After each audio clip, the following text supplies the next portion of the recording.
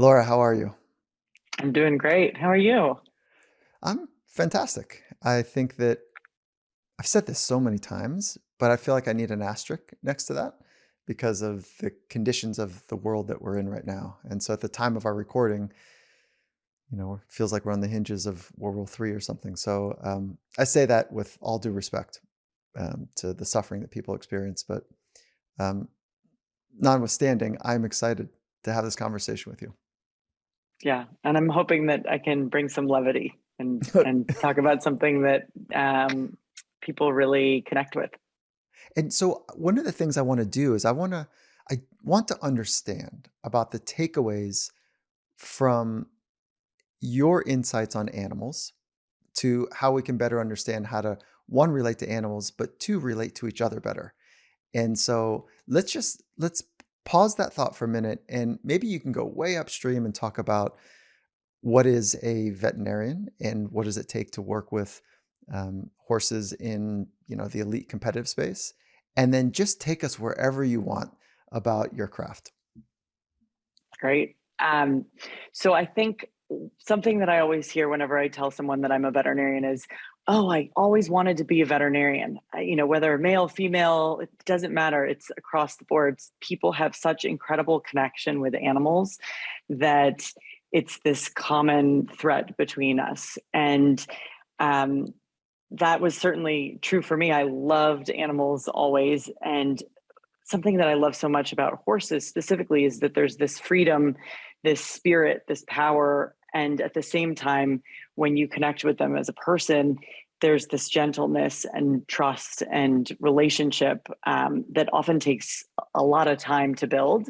And you have to yourself be very calm and approach it very thoughtfully, very present. I think that's something that in terms of human animal behavior and connection is really really important. So the process for me was initially when I was in vet school, I actually thought that I was going to work on rhinos. I wanted to be a wildlife veterinarian, and that came through mentorship with one of my first mentors, who asked me to help him on a reproduction study in South Africa.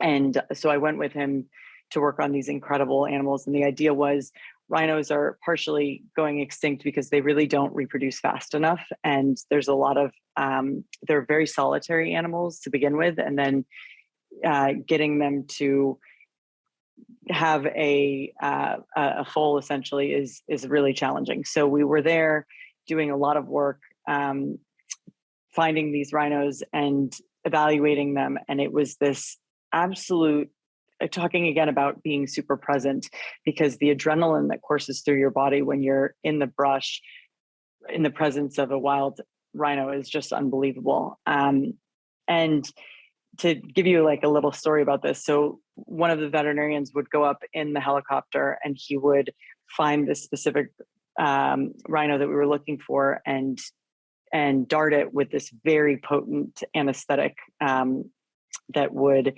if you got a drop of it in your eye, it would cause real problems in a human. So we always had the reversal in our jackets. And uh, my job was to drive this So truck this full is of not the this is not ketamine, which is turned into a no, recreational drug, right? no, this is like many many hundred times that. And I remember being so shocked that to draw up syringes of this medication, the veterinarians are wearing masks and gloves and rain jackets, because again it's like so potent. But you have to imagine, if you can fit it in a little dart, that it's very, and be able to put a rhino under anesthesia, that it's a very potent medication. What's the skin like of a rhino? I think maybe this year we are going to, and I say we meaning the Finding Mastery team, are going to have an opportunity to be on safari and go to a safari in Ah, Africa. So I think oh that's where wow. one of our trips is going to be. But so I have no idea the texture of a rhino other than just what I've seen. But what do they feel like? Um, Very tough, wrinkly skin. It's almost, you can knock on it essentially because it's so thick. I mean, you have to think they're running through the brush and they run really fast. And so if they hit any briars or trees or anything like that in the process, they have to have impenetrable skin. It's very prehistoric They're feeling being so in their presence. massive, that, They're right? Like huge. Yeah. I mean, just I get this maybe tells you a bit about me, but like as you're describing this prehistoric creature with all of its raw power and this texture that I wouldn't even really know what to map it to, I get really excited. Yeah, well, that primal feeling that you get and being in the land, I'm so excited for you to go there and experience it firsthand, because it's life changing, and it absolutely was for me. It was a defining moment for me of being in that environment, and also in that unique set of sort of, you're on your own, but you're with a team, and you feel very vulnerable being in the plains, and anything could kill you at that time, right? I mean, the rhino could kill you, other animals could come out, you could really get hurt. So there's this feeling of excitement, and you have to just take all of that in and turn a lot of the fear into excitement. So what we would do is Whoa, the whoa, whoa! right. You can't just gloss over that now. Like this is you just hit on like ground zero for working from anxiety to excitement, you know? So, okay, so do you mind if we pull that No, apart a little please. bit? Okay. Yeah. So, I don't expect you to be an expert here, but if you've had experience feeling fear and turning it to an excitement, a state of excitement, how do you do that? It's funny. I was going to ask you something similar with your other athletes, because um, I do face this a lot in my job, right? Here I'm trying to help the animal, I'm trying to help the horse. But a lot of the things that we're doing in sticking needles in them or taking blood or, you know, pulling on things that hurt, palpating areas that are really sore, could be interpreted as a threat by the animal. So I would say 99.9% of the horses that I work on understand that the person that's there is there to help them. And it's a They really do. beautiful thing. They Yes, do. absolutely. Come on. So that's Specifically just in this industry, okay, which I so think is really important.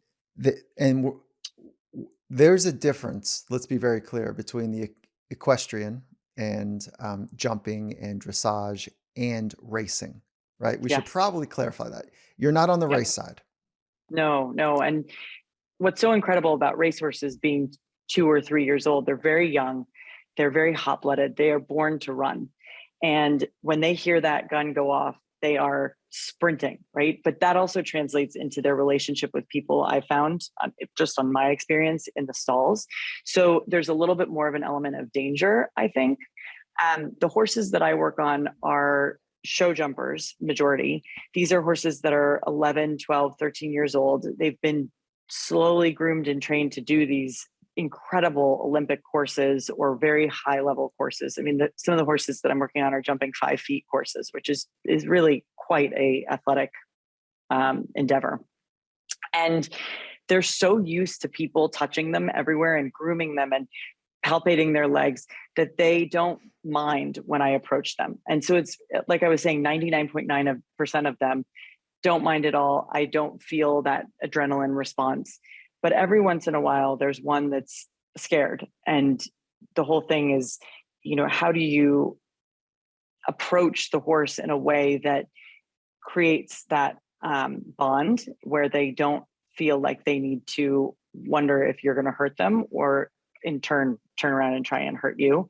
And a lot of that actually to me is just in the initial approach. So I'm always telling people when they first approach an animal, regardless of whether it's a dog or a horse, you want to actually put your hands down like this. So many people, and especially kids, where I worry that kids are going to get bitten by a dog, they're coming at the dog or at the horse like this. It's a very common, And you're especially, saying like over the top, like almost like an yeah, overhead right cross, right? Like don't do right. that. Don't give the horse or an animal or dog. And you're saying palms up, Yeah, coming palms up, underneath. coming under, exactly, and going really slowly and trying to read that body language. And I think it's similar with people, right? And this is what's so beautiful about the conversation about animal behavior and human behavior. When you go in for a hug, for example, a lot of people don't like that or they're not expecting it. But if you go in with your hands or a handshake, it's a lot less of a intimate move. So I always approach the horse like this. They come to you if they're not afraid, or even if they are sometimes afraid, it's a very passive way to come to them, and they'll sniff you. And there's something about the pheromones and the um, whether or not you're in a stress state that they can recognize 100%. And I And always found that, so can we, like humans right. can, we can sniff that out for other humans as well. But I never knew how to approach an animal. Like, so thank you for the teaching.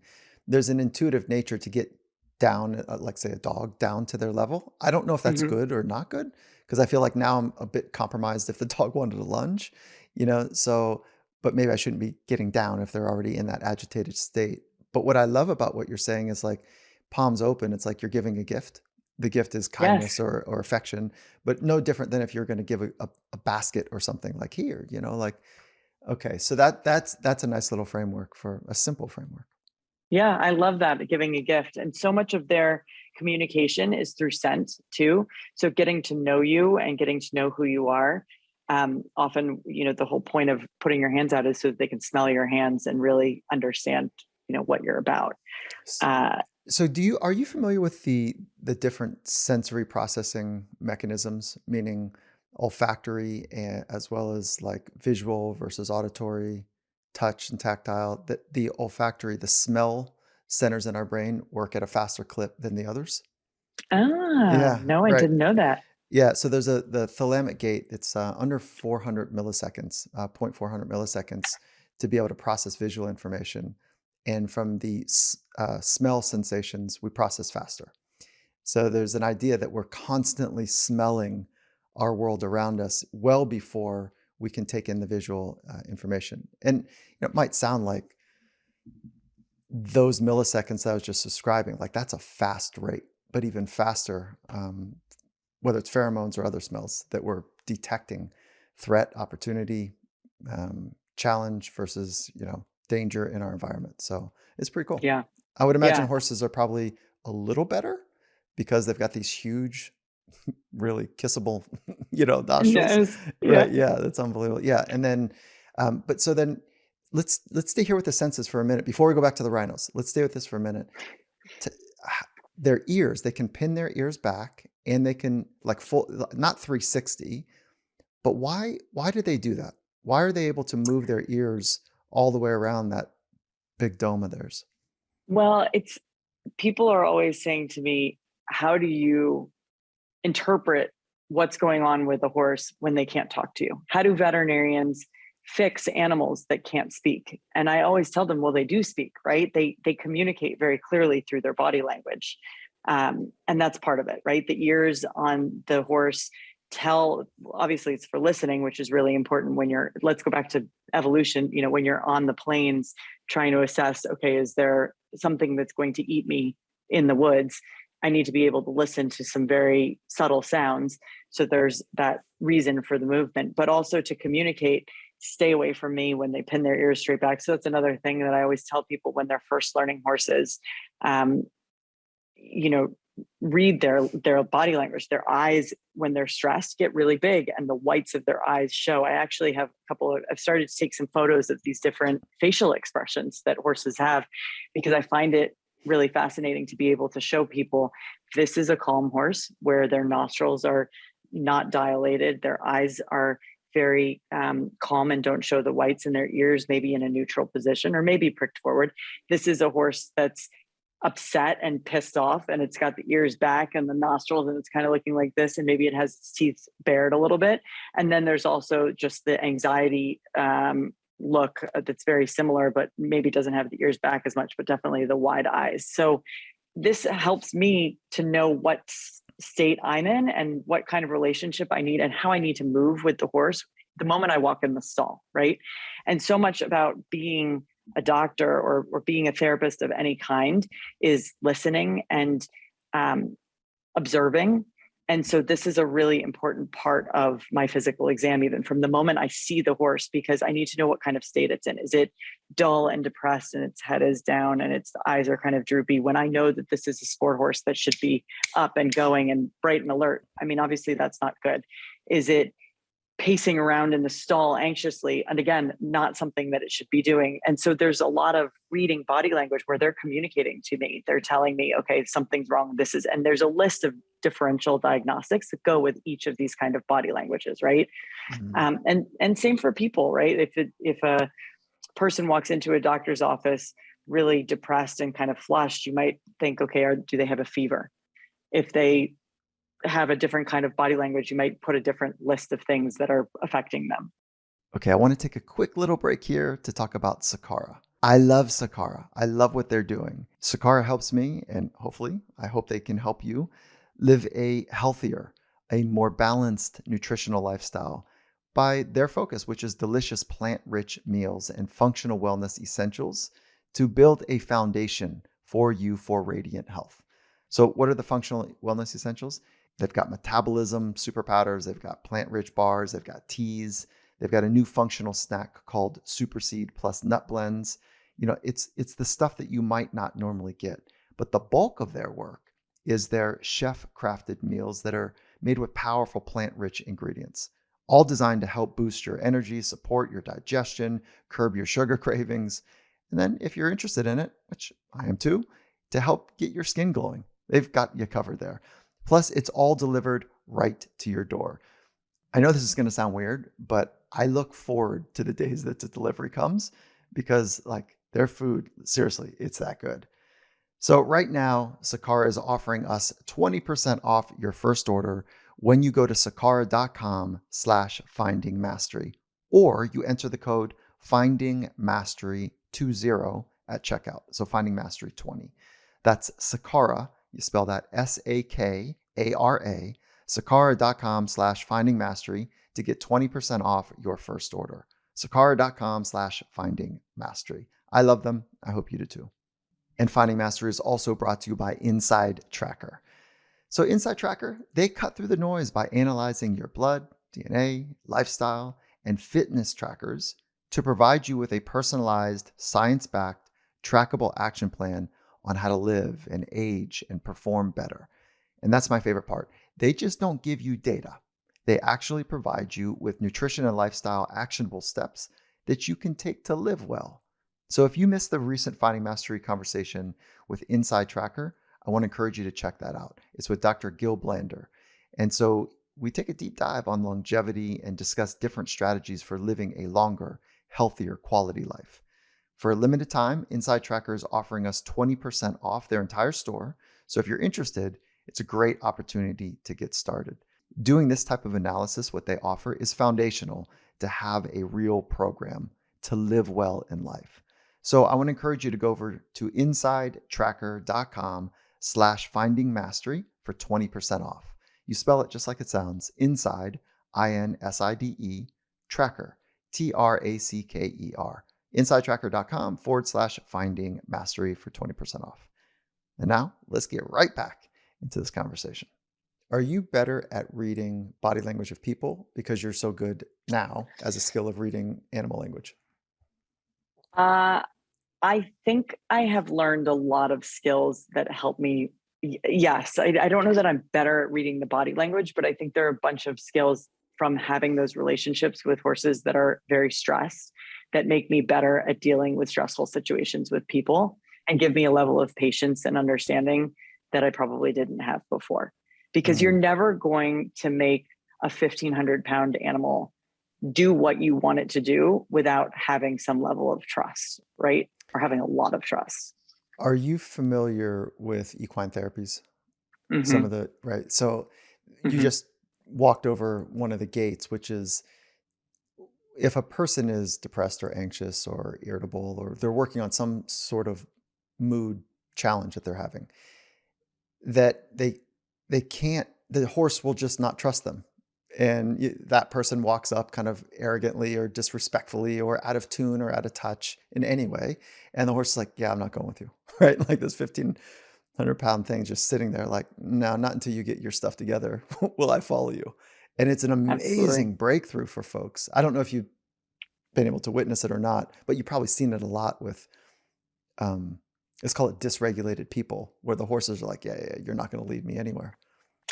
This is a really fascinating topic because a lot of my clients will come to me and say, I'm asking, what's the main problem, right? That's the first thing I approach when I'm talking to an owner or a rider or a trainer.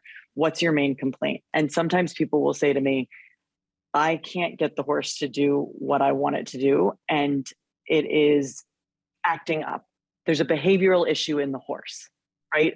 So my job then is to decipher, well, what is that? Is that physical? And I've seen it. I mean, there's no subtlety to it. When a horse is ticked off, the rider will get on and all of a sudden it's bucking and rearing. Well, is that pain related? Is it because its back hurts? Is it because it's lame in its foot? Is it because it has arthritis in its neck? Could absolutely be a possibility. Is it because it has some sort of systemic illness? That there are a list of them, like Lyme disease is a perfect example. There's chronic Lyme in a lot of these horses, especially in the Northeast. So there are these physical and medical things that I have to uncover and turn over the stones and make sure that that's not an issue. And then there's also the more subtle thing of what is the relationship of the rider with the horse, right? And that's not a veterinary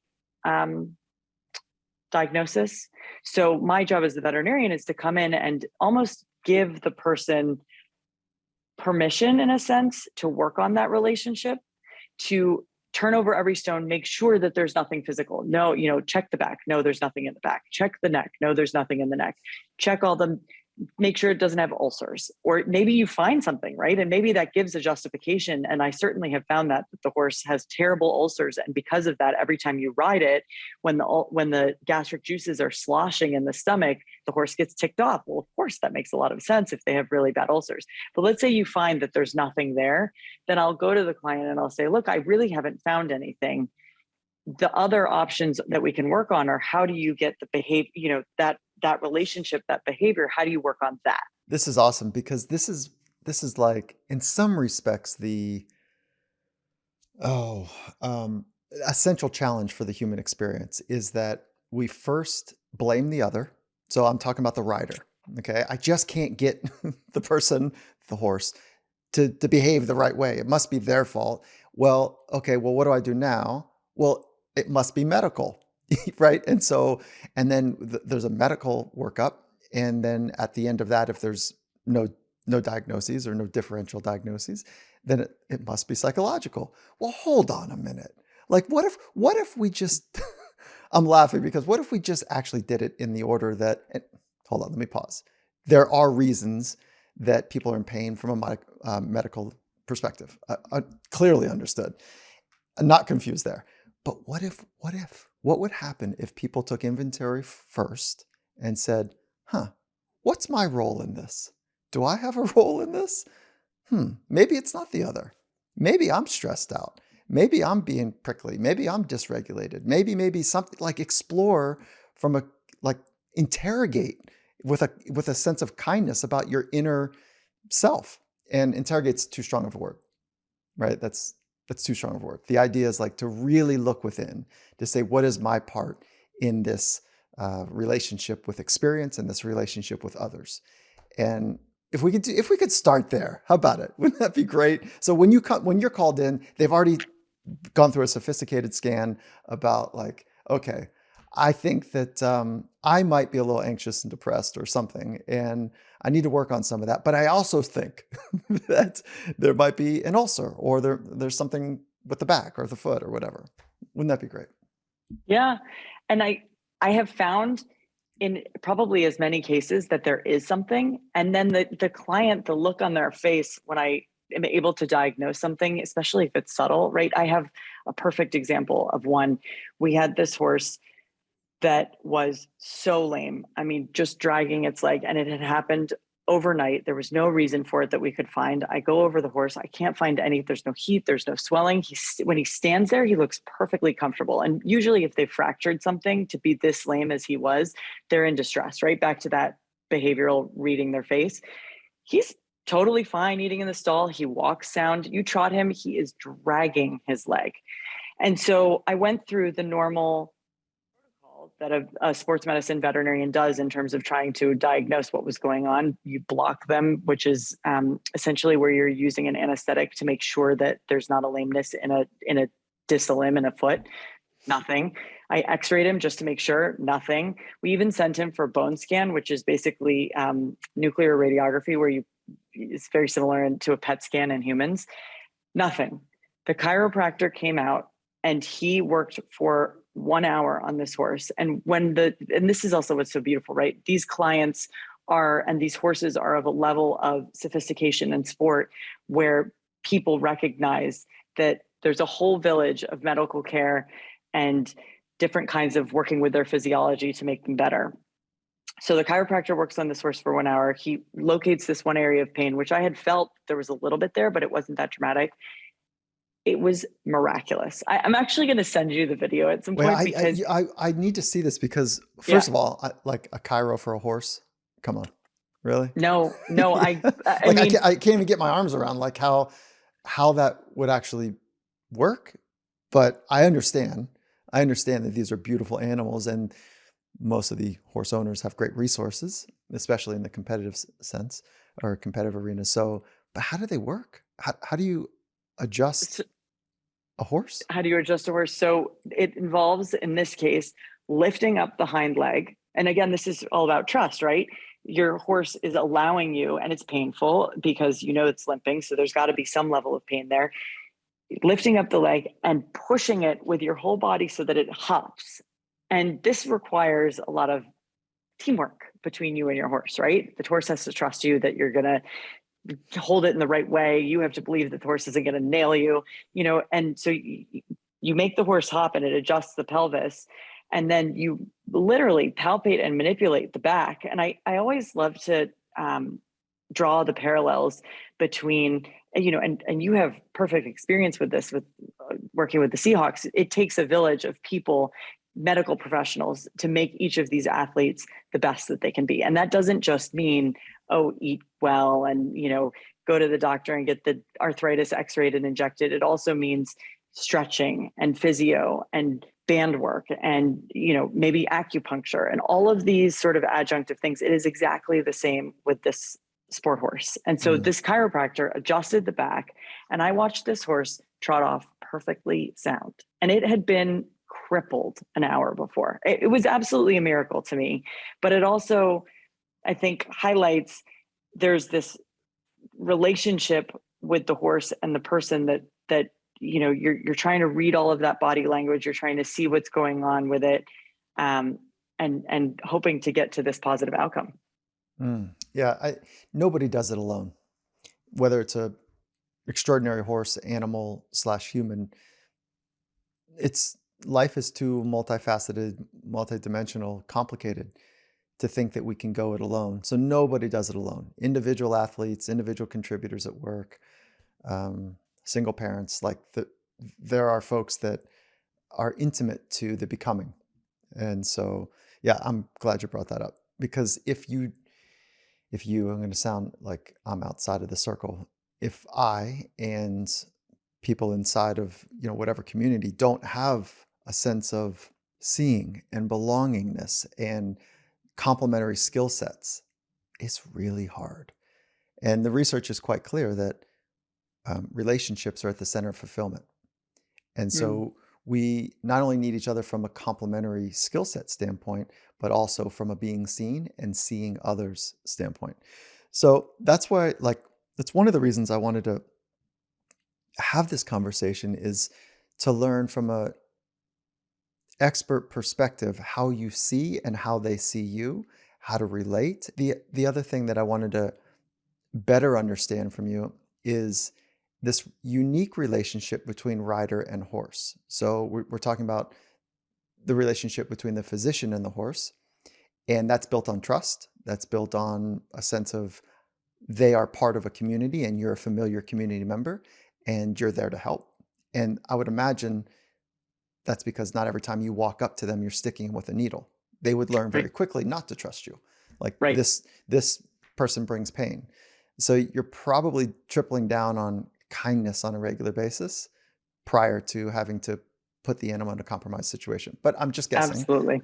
So how do you do that? Do you have I don't want to be a reductionist here, but do you have a ratio of time that you spend from kindness, um, compassion, love, and then sometimes adding another variable to it, which is inducing pain to relieve pain.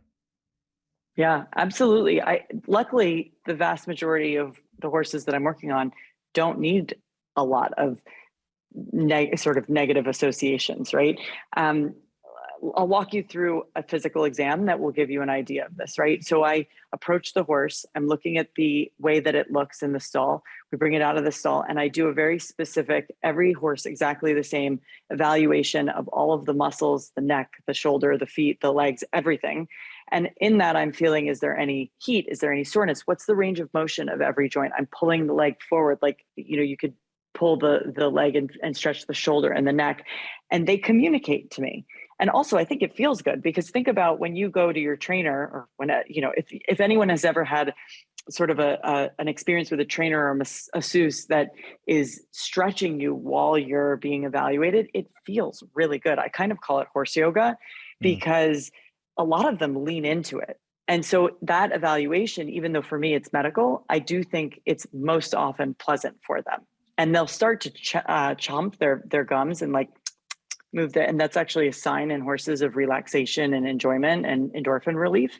So I can read that signal. And then the other flip side of that is if they get upset when I go and flex an ankle and they pull away from me, well, then I know that's an area that I need to investigate because they shouldn't do that. They should have a nice free range of motion and not be distressed when I'm flexing that.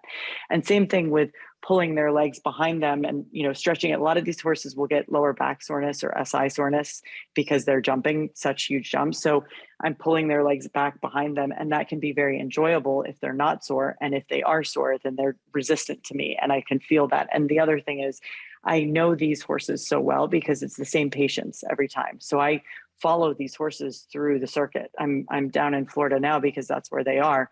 But then when they go back up to the Connecticut area, I'll go with them. It's very much traveling, it's like it's traveling with a sports team. So each of these horses, I know, and I have notes. Okay, last time, yes, his left hind was a little bit restricted, but now that range of motion is better because we've been working on it. And that I think is vastly, mostly enjoyable. So there are only a few horses that when I approach them, they're like, you're the veterinarian.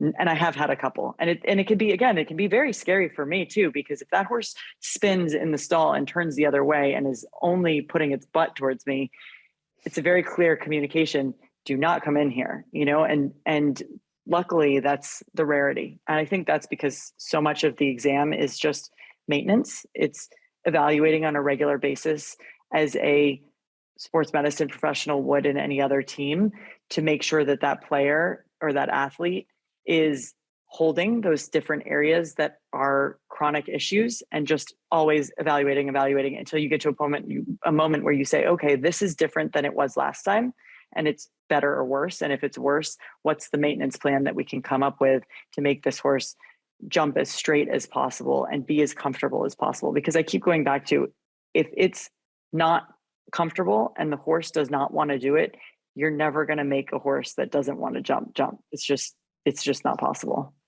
So let's go back to an earlier question about turning nervousness to excitement or anxiety to excitement. How do you, when you get the signals, you're going to do your job, like how do you get, when you get the signals, how do you work within yourself to settle, to be in a state that you can actually be a partner to the horse? Yep. Breathing.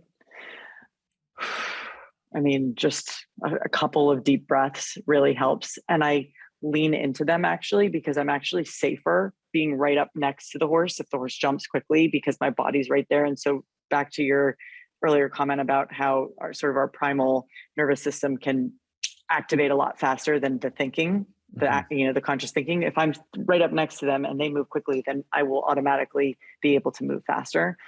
Um, and then also creating as much of an environment of safety and security as possible. So oftentimes that has to do with, there are specific people who care for each horse. In our show horse world, it's called the groom, and the groom is the one who feeds the horse and brushes the horse and tacks the horse. That person has the most one-on-one time with the horse and really builds an incredible relationship.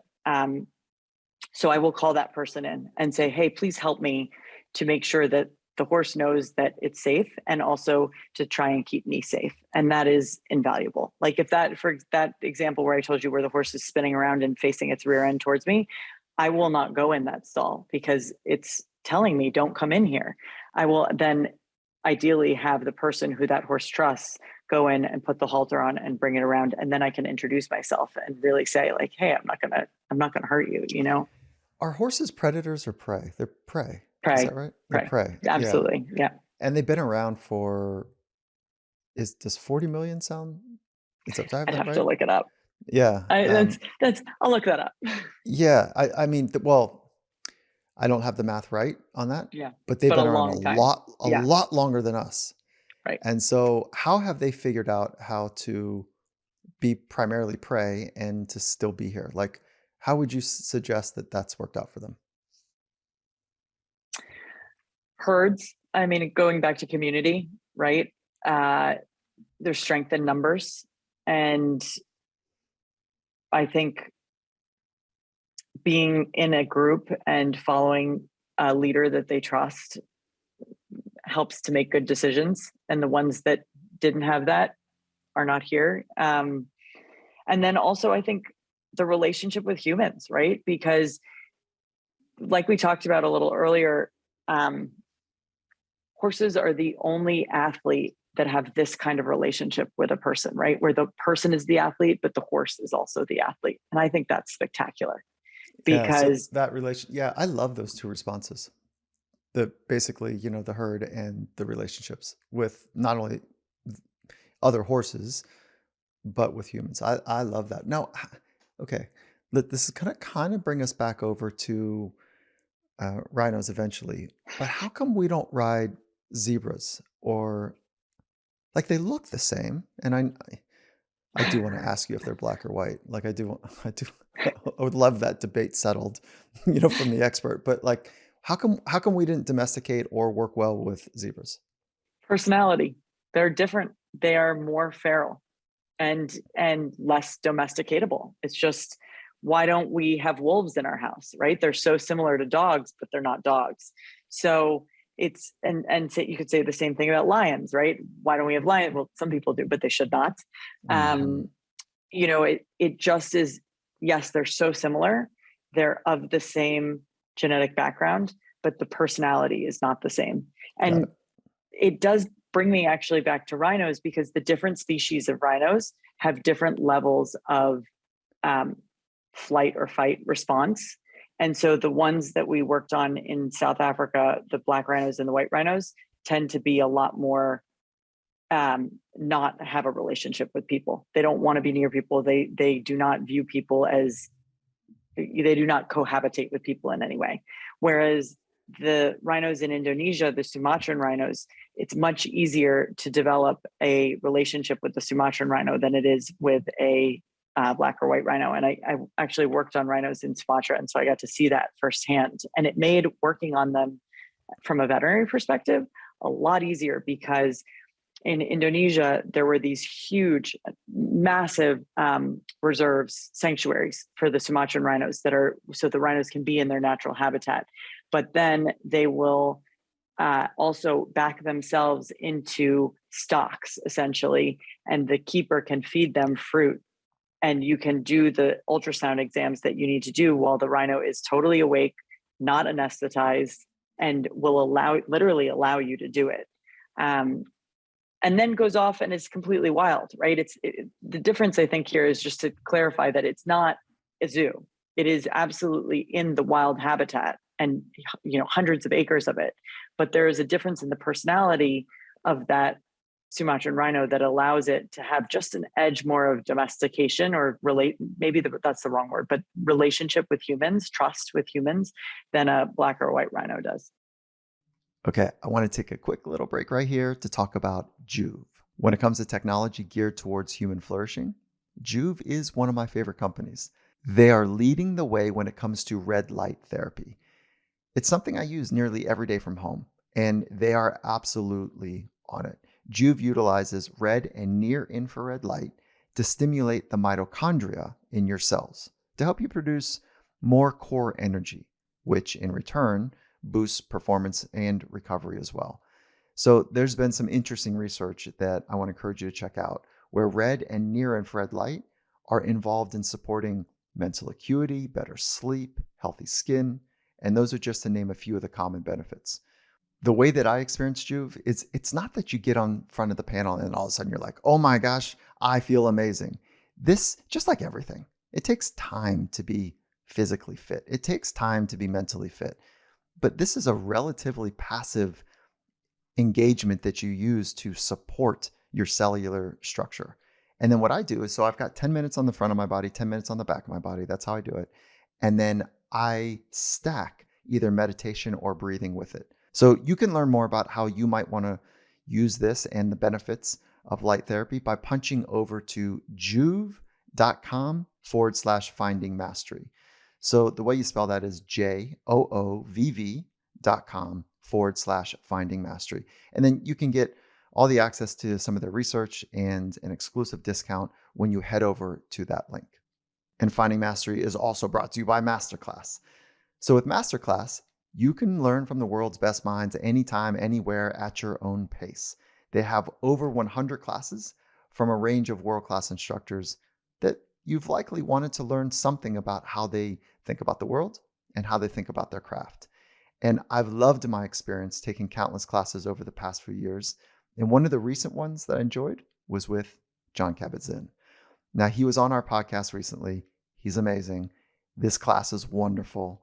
I think you're really going to love that class, as well as many of the other classes that they have stacked. So another thing that I love about Masterclass is how easy it is to access their classes. Whether it be on your computer, your phone, your TV, they've got you covered.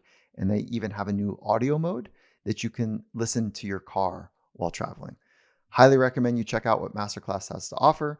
Get unlimited access to every Masterclass.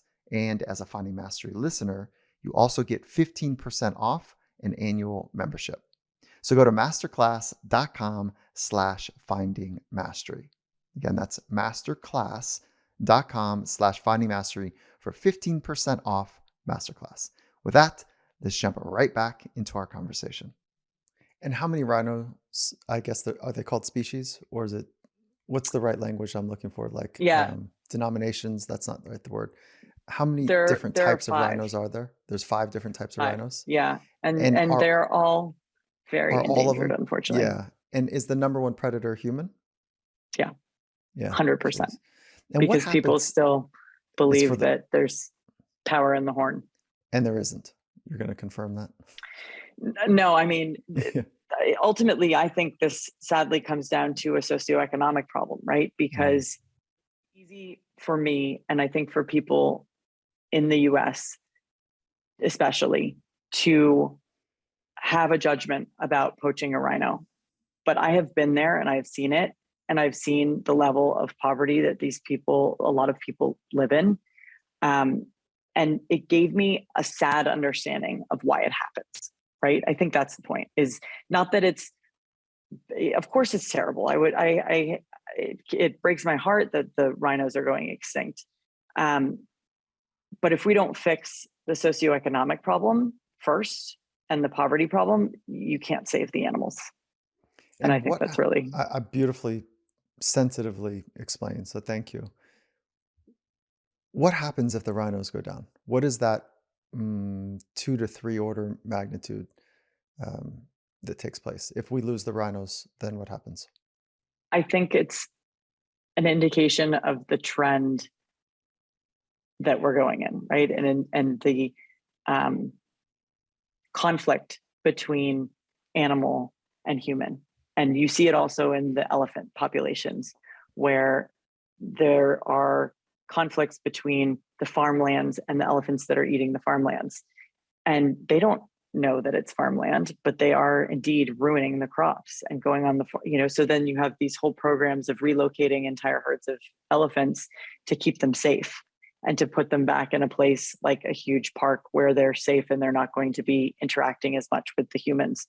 But it's not so much that there's one specific thing that I can say, oh, this is going to happen. This snowball is going to happen if the rhinos all go extinct.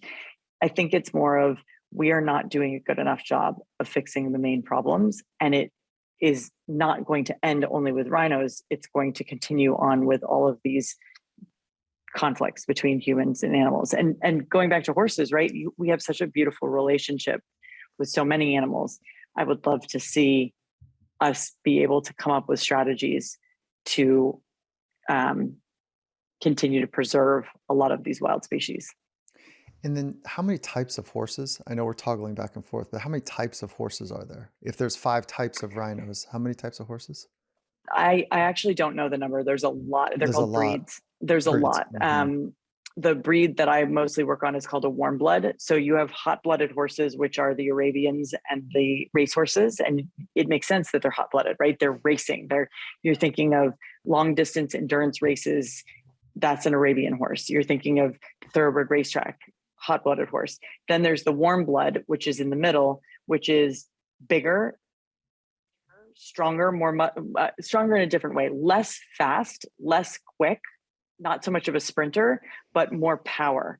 And that's what makes them so good at doing dressage and doing jumping, because they have the elegance, but they also have power. And then you have the draft horse, which is considered the cold-blooded horse, which is going to be your Budweiser horses and your Clydesdales that are those are magnificent to stand next to because they are huge, but they really are good for pulling things. They were used obviously for agriculture. I mean, now there's, I think, a little bit less of a agriculture or work use, but that's really what they were for in the beginning.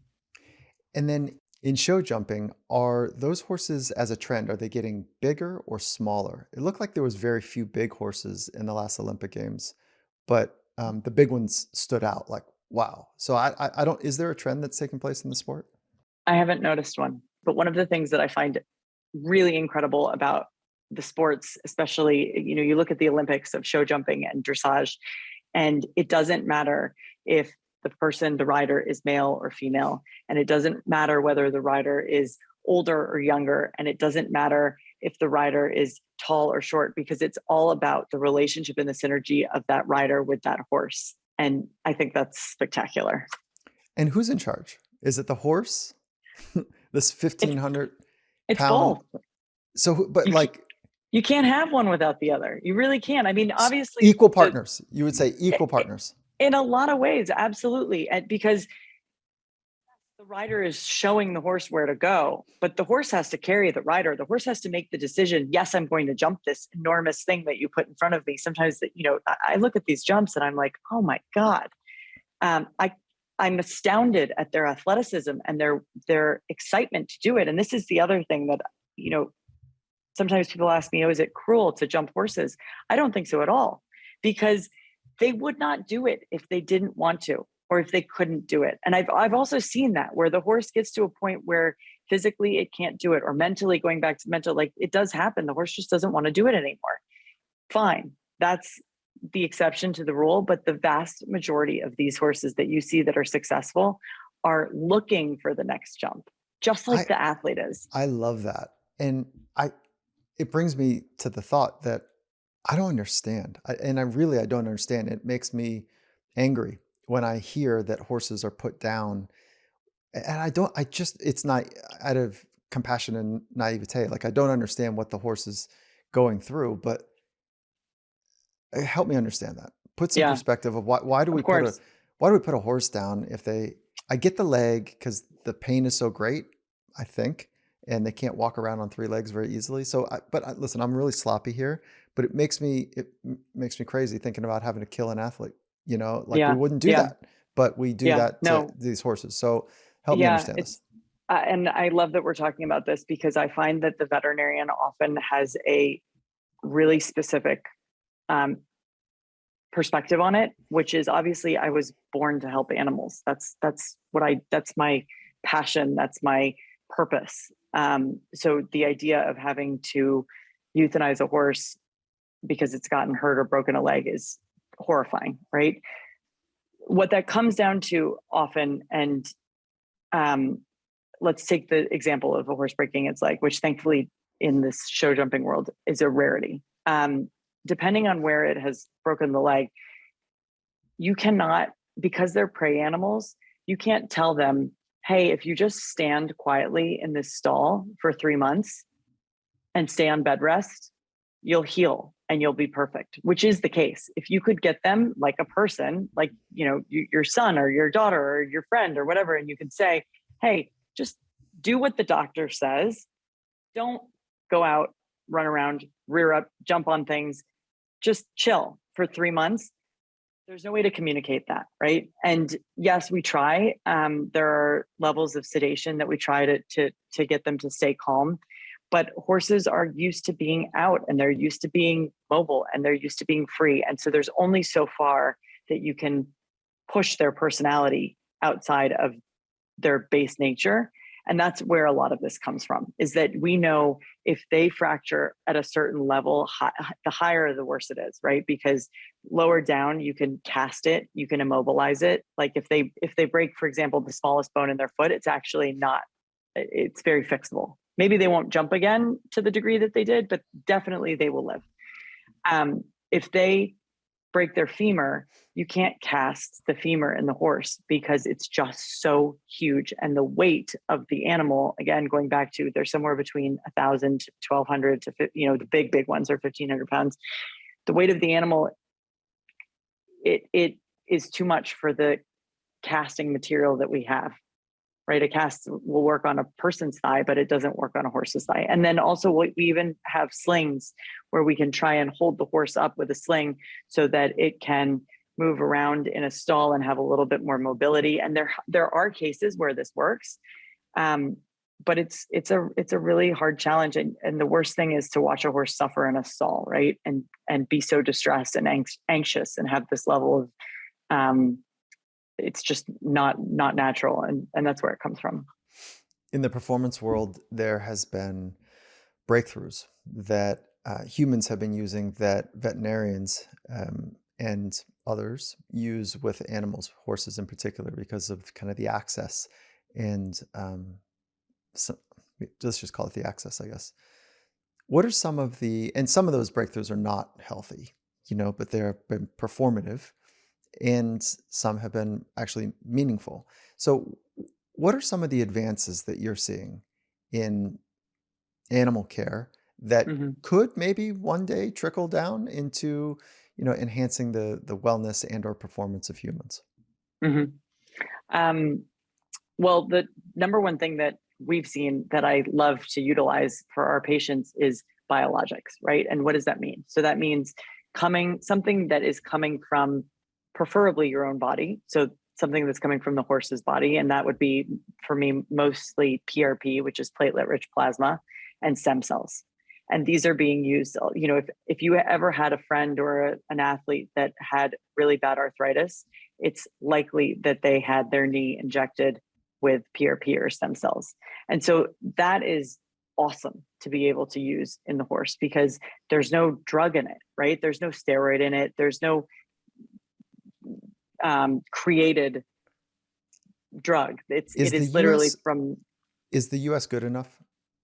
In PRP is one thing, yes, Mhm. but from a stem cell and the way that the stem cells are not I'm not talking about harvesting, but I'm talking about the way that they're spun and then reallocated back into the body. Are we at a pace or an FDA acceptance level yet that matches Europe and other countries? I know that like South Yeah, Korea was Germany. like Germany, so we're on par with Germany's advancements. And I know South Korea was a leader for a long time as well. Yeah. On the human side, I don't know. Okay. On the animal side, I would say absolutely in the horse Mm. side because the level of the sport is so high, the high performance. These athletes and these people and the teams around them are looking for the exactly that, the bleeding edge of medicine, right? And in also a way, I think that the thing that's so wonderful about these biologics is, to me, there's very little downside. There's very little risk other than, hey, maybe it doesn't work, right? That stinks. And putting time and effort and money into it when it doesn't work is frustrating. But that is a lot better than putting a medication in a horse that potentially is going to cause some deleterious effect, right? And I use a lot of steroid injections as well because that's kind of the bread and butter of when you think of how do you help arthritis, there's a place for it. And you see this in human athletes as well. Or let's say even your parents who busted their knee skiing, right? And now they have to deal with that for the next 10 years. They go to the sports medicine doctor and they probably will get a steroid injection at some point in their life. And I've had personal experience with this with my family. And they come back and they say, wow, I feel amazing. I have a different range of motion. I can walk and exercise and do the things. And that's awesome to see. And that is the same in the horse, but you can only do it so many times, right? Yeah, that's the downside of it. PRP and stem cell therapies are very commonplace in elite sport. I don't hear about it much for humans outside of sport, but there are pretty incredible advancements taking place there. Okay, cool. Nothing else that you're saying. I'm really excited about this, but I'm also There is, nervous about it. well, the other thing that is coming more and more on the forefront, right, is for example, there's a Red Bull athlete who I follow who's a skier, and he broke his leg very severely last year. And on his Instagram, he posts his PT, and so I've been following it because it's fascinating. And also, this guy's an absolute rock star. And so here he is at the top of his game. He somehow breaks himself, and he now is chronicling from the moment he was in the hospital bed to now he's recovering. And it is really cool to see because he's posting in a way that I can actually see the development in the muscle in his leg. And maybe that's because I'm keyed into it and I'm paying attention and I can watch how the range of motion over the past couple of months has changed. This is starting to be something that is happening more and more in horses.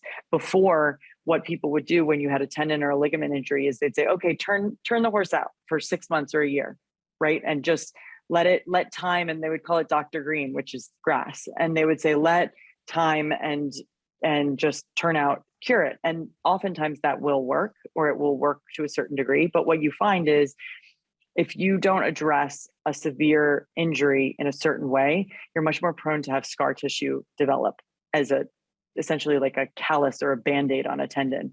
And so you then have a much higher chance of re-injury because scar tissue, while it's very strong in certain ways, it also is brittle. And so it stretches and snaps a lot easier than normal tendon fibers. So our rehab protocols now and our physio protocols are much more geared towards how do you increase that pliability, that range of motion, and especially in an older athlete, right? Like horses that I'm working on are 12, 13, 14 years old. This is the equivalent of Tom Brady, right? This is, how did Tom Brady have such a successful career being one of the oldest football players that I know? And I think his physio regimen, and he talks a lot about pliability as well, but it's not just that. It's the whole, I almost said it's the whole horse perspective, because it is. And these horses, it's adding in everything from nutrition and antioxidants and making sure that you're feeding really high quality grains and not feeding the horse the equivalent of like Cracker Jacks. And then also the range of motion exercises, the slow buildup, the gradual stressing of different tendons and ligaments, and then the biologics. And then there are these adjunctive therapies like therapeutic ultrasound and laser, chiropractic, acupuncture. It is just like the human athlete. And I love to see that. And we've been embracing more and more. And there's a gentleman named Tim Worden who is incredible, and he's on the human side, and he has gotten really excited about the animal horse perspective on this. And so there's been some really good collaborations, but this is still new in a certain way, or at least the level of complexity is becoming more and more it's becoming more and more useful, which is awesome to see. Very cool. Okay. I, I've got a lot of questions I still want to ask, but I want to honor your time and say thank you. And then maybe we can actually make a little bridge here, which is from a humanity standpoint, what are the insights that you have? From working intimately with these beautiful species of animals, port that over to humans. Like, what are your insights? And then maybe it's more clear to say, what are we getting wrong? Mm. I think we're inside too much. People are inside too much. And something that I love about this job, and when I was thinking about how do I talk about this with you and what are some of the defining reasons that I love what I do, it is super physical. I am essentially working out with the horse and through all of the movements and the stretching and everything. It's a very physical job. I'm outside a lot, which I love and I think is really, really helpful. And people love animals, right? That feeling that you get and that endorphin kick that you get when you snuggle your dog, or your cat comes up to you, and it's the same with the horse. Like, every time I'll be working, to give you an example, I'll be working on the foot of the horse, and the horse will turn its head around and bend down and sniff me and kind of like rub its nose on my back, right? And that fills me with the most joy. It's like an explosion. I'm like this, and I literally, in the middle of a very stressful day, will say, this is why I do this, because that feeling and that connection is so magical. And I think in terms of humanity, right? More outside, more animals, more compassion with animals, kind of taking those lessons of what it feels like when you're loved unconditionally by an animal, and hopefully turning that towards your fellow man. I love it. Thank you. I mean, what a fun.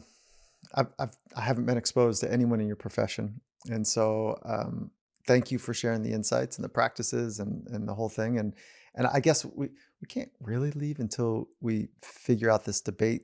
This was with my team about zebras. Are they black or white? Like, what are they? Are they black or white? I will tell you, this has never come up in a veterinary conversation. So Well, I'm you'd going to have a better go. insight than us. So in our prep for for your call, we were arguing about it, and so we thought that you would for sure end that debate. I don't think there is a choice there. And that's what's great about it, right? They're both. They're both. Okay, Yes. fair enough. Fair enough. Okay, Laura, thank you for your time, your expertise, and sharing the insights with us. Do you have any practices that have been meaningful and important to you in becoming the person that you're becoming?